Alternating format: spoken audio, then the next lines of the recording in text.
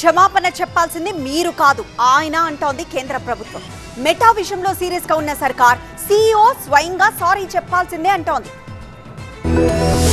Facebook మాతృ సంస్థ సామాజిక మాధ్యమ దిగ్గజం మెటా విషయంలో తగ్గేదే లేదంటోంది కేంద్ర ప్రభుత్వం. ప్రధాని నరేంద్ర మోదీ వీడియో విషయంలో జరిగిన పొరపాటుపై సాధారణ క్షమాపణలు సరిపోవని ఆ సంస్థ సీఈఓ మార్క్ జుకర్బర్గ్ స్వయంగా వ్యక్తిగతంగా క్షమాపణ చెప్పాలని స్పష్టం చేసింది భారత ఐటీ పార్లమెంటరీ స్థాయి కమిటీ.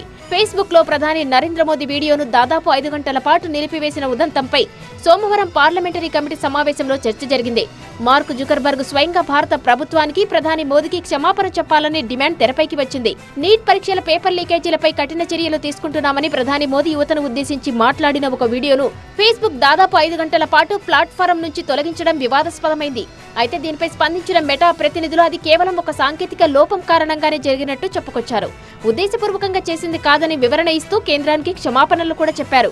అయితే మెటా ఇచ్చిన ఈ వివరణ ఏమాత్రం సరిపోదని ఐటీ మంత్రిత్వ శాఖ అసంతృప్తి వ్యక్తం చేసింది. దేశ ప్రధానికి సంబంధించిన వీడియోనే సురక్షితంగా లేకపోతే ఎలా అని పార్లమెంటరీ కమిటీ ప్రశ్నించింది.